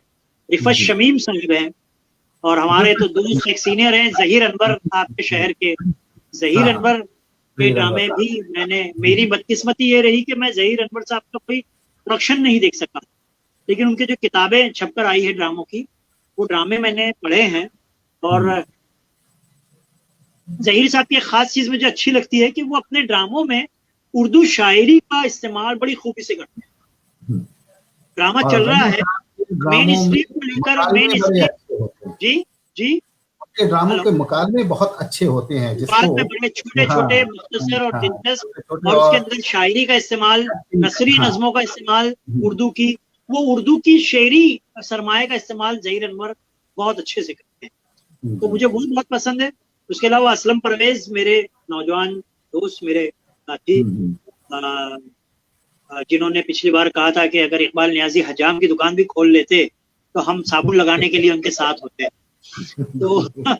तो मैं कोशिश करूंगा कि असलम परवेज की ख्वाहिश पूरी हो। अभी थिएटर से रिटायरमेंट ले लिया तो हजाम की दुकान भी खोलूंगा, और कोशिश करूंगा कि साबुन लगाने के लिए चेहरे पे उनको और दूसरों को बुलाऊं अपने शायद, अगर थिएटर ने मुझे छोड़ा तो। अगर जी तो, और नूरुल ऐन अली हमारी एक उस्ताद रही है जिन्होंने हमको पढ़ाया भी है। उनके ड्रामे ठीक है, रिवायती किस्म के ड्रामे है, लेकिन उनके यहाँ भी एक सब्जेक्ट है। उन्होंने मुस्लिम समाज को, मुस्लिम कहना चाहिए, मुस्लिम मसाइल को लेकर जो है बहुत अच्छे ड्रामे लिखे हैं। ठीक है, वो थिएटर के फॉर्म में, मतलब थिएटर को मद्देनजर रखकर नहीं लिखे गए हैं, लेकिन अगर कोई चाहे, कोई सरफिरा, कोई जुनूनी चाहे, तो उन ड्रामों को अच्छे से उस फॉर्म में लाकर, थिएटरिकल फॉर्म में लाकर उन ड्रामों को अगर स्टेज करे तो वो ड्रामे बहुत अच्छे हैं, और वो सही मानों में एक उर्दू थिएटर बनेगा अगर किसी ने किया। इसके अलावा रिफत सरोज साहब के ड्रामे, मंजूम ड्रामे बड़े अच्छे हैं। शीला भाटिया जी के ड्रामे, शीला भाटिया जी ने बहुत अच्छे ड्रामे लिखे हैं। जयन कौशल साहब ने बड़े अच्छे अडेप्टेशन किए हैं उर्दू के, मुझे वो बहुत पसंद है। अच्छा न्याजी साहब, आप रेवती शरण शर्मा एक नाम है अजहर। रेवती शरण शर्मा के ड्रामे, जी मुझे रेवती शरण शर्मा के ड्रामे भी कभी कभी बहुत, उनके कुछ ड्रामों ने बहुत मुतासिर किया है। जी बहुत अच्छे हैं वो ड्रामे। लेकिन इनके अलावा, ये तो बात सीनियर्स की हुई अजहर साहब, लेकिन मैं कुछ तो महाराष्ट्र के बहुत लंबी है, हम किसी एक का नाम लेंगे तो किसी का नाम छूटेगा। मैं सिर्फ ये जानना चाह रहा था कि आपके हवाले से ये बात नाज़रीन तक पहुंचे कि आपकी नजर में जी कौन उर्दू का बेहतरीन ड्रामा निगार है। जैसे हम अंग्रेजी के किसी एक बेहतरीन ड्रामा निगार का नाम लेते हैं तो शेक्सपियर के अलावा दूसरा नाम आएगा तो बर्नार्ड शॉ या फिर हमारा इब्सन आता है हमारे सामने ये नाम। उस तरह से उर्दू में क्या कोई ऐसा बड़ा नाम है जिसे हम कह सकते हैं कि हाँ ये हमारा बड़ा ड्रामा निगार है हमारी जबान का? आगा हशर काश्मीरी को बिलाशुबा बोला जा सकता है। जी जी बिल्कुल। काश्मीरी को क्यों बोलते हैं हम? उनको अपना ड्रामा निगार बोलते हुए हम क्यों हिचकिचाते हैं? क्यों हिचकिचाएंगे? आगा हशर काश्मीरी हमारी जबान के ड्रामा निगार नहीं थे? बिल्कुल। क्या इम्तियाज अली ताज, भले उन्होंने थिएटर के लिए कम लिखा हो, लेकिन ऐसे ड्रामा निगार इम्तियाज अली ताज एक बड़ा नाम था, बड़ा नाम है हमारे लिए। तो ये दो लोग तो बड़े राइटर हैं। हाँ, अगर आप हयात लोगों में कहें तो मैं सागर सरहदी का नाम लूंगा। ये सागर सरहदी जो है बड़ा नाम। न्याजी साहब, वक्त तकरीबन 1 घंटे से ऊपर हो गया है, क्योंकि ये घंटे का ही प्रोग्राम है। एक आखिरी सवाल आपसे कि मुस्तकबिल में, करीब मुस्तकबिल में आप क्या करने वाले हैं ड्रामे को लेकर? क्या काम है अभी तो हम लोग कोविड में बिल्कुल लॉक्ड हो गए हैं, स्टेज से बाहर हो गए हैं, जिसका नतीजा ऑनलाइन है, ऑनलाइन काम चल रहा है, ऑनलाइन पे बातें हो रही हैं और बहुत सारा कंस्ट्रक्टिव काम भी हो रहा है। तो अभी आपका क्या प्लान है, क्या करना चाह रहे हैं? देखिए अजहर साहब, मुझे लगता है कि थिएटर हर दौर में जिंदा रहा है और जिंदा रहे। मैं कभी मायूस नहीं रहा, मैं बहुत ऑप्टिमिस्टिक हूँ, बहुत पुरुम्मीद हूँ थिएटर को लेके। और यही वजह है कि मैंने थिएटर से कभी दूरी इख्तियार नहीं की। बहुत खराब हालात पे रहे तब भी नहीं मैं दूर हूँ थिएटर से। बुरा वक्त आया मुझ पे तब भी मैं थिएटर से दूर नहीं हुआ। तो मैं थिएटर से कभी मायूस हूँ नहीं, क्योंकि थिएटर करते हुए अपने अंदर की बंजर जमीनों में भी मेरे एतमाद की कोपलें फूटती है। मैं अंदर अपने एक कॉन्फिडेंस महसूस करता हूँ थिएटर के।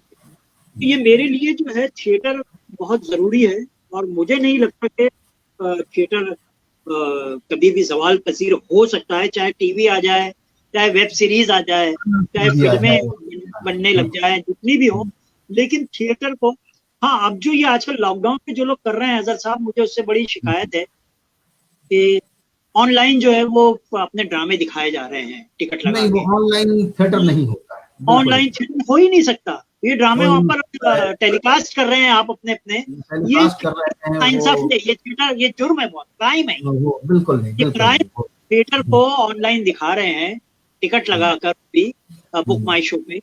ये इस तरह से आप थिएटर को नुकसान पहुंचा रहे हैं, जो लोग भी ये काम कर रहे हैं। तो मैं इसके हक में बिल्कुल भी नहीं हूँ। मैं लॉकडाउन अगर 2 साल बाद भी खुलेगा तो मैं लोग इंतजार करूंगा और 2 साल बाद करूंगा, लेकिन स्टेज पर करूंगा, थिएटर पर करूंगा, क्योंकि मुझे इससे कोई मतलब नहीं है। अजहर साहब माफ कीजिए, आखिरी बात कहना चाह रहा हूँ कि मुझे इससे कोई मतलब नहीं है कि मेरे स्टेज पर कौन सा ड्रामा हो रहा है।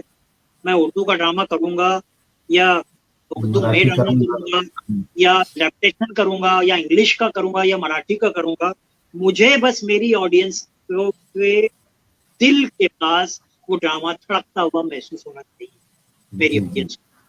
मेरी ऑडियंस जब निकले थिएटर से तो उनको लगे कि हाँ हमने कुछ दिया होगा, क्योंकि ड्रामा तो आपके अंदर है ना अजहर साहब, ड्रामा आपकी रूह में मौजूद है, बस उसे बाहर निकलने का रास्ता देना पड़ेगा।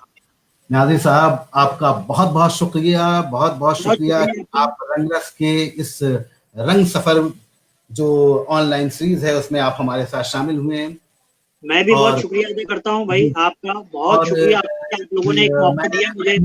जो लोग जुड़े हुए थे ऑनलाइन हमारे साथ साथ जो देख रहे थे, और बहुत सारे लोगों का कमेंट है, दरअसल ये पीसी में कमेंट किसका है नाम नजर नहीं आ रहा है, तो ये खत्म करते ही मैं तमाम कमेंट्स को पढ़ूंगा और उसके जवाब देने की कोशिश करूंगा, उनके सवालों के जवाब जरूर दूंगा मैं। और न्याजी साहब अगर वो अगर मुझसे पूछना चाहें तो जरूर मैं चाहूंगा जी कि मैं ये वो सवाल उस के जवाब कमेंट का जवाब जरूर दें और बिल्कुल हमें बिल्कुल खुशी होगी।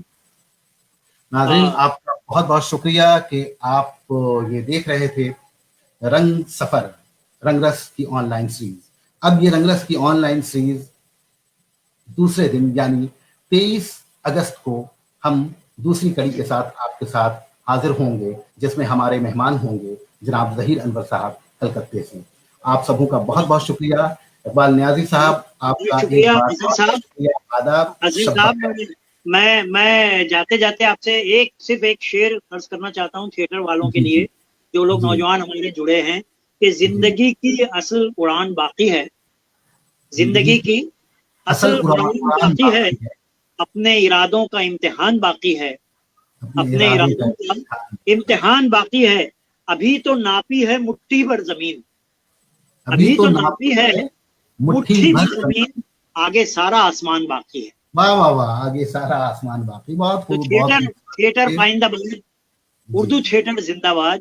उर्दू जी थिएटर रहेगा तो हम सब मिलते रहेंगे जी जी और जी इसी जी। तरह की बातें करते रहेंगे। बहुत बहुत शुक्रिया रंगरस बहुत का बहुत शुक्रिया और लिटिल आपका, थेस्पियन का। बहुत बहुत उमा शुक्रिया। जी नजर नहीं आई, मैं चाह रहा था कि उमा जी भी कुछ जी, बात करें। वो उमा भी जी ने लाइव देख रही हैं। जी कलात जी। किए थे पिछली बार, दोनों बहुत इंटरव्यू में मैंने सुना था। तो नाज़रीन, आप सबका बहुत बहुत शुक्रिया। इकबाल नियाज़ी साहब, एक बार फिर आपका बहुत बहुत शुक्रिया। शब बहुत बखैर। शब बखैर, नाइट।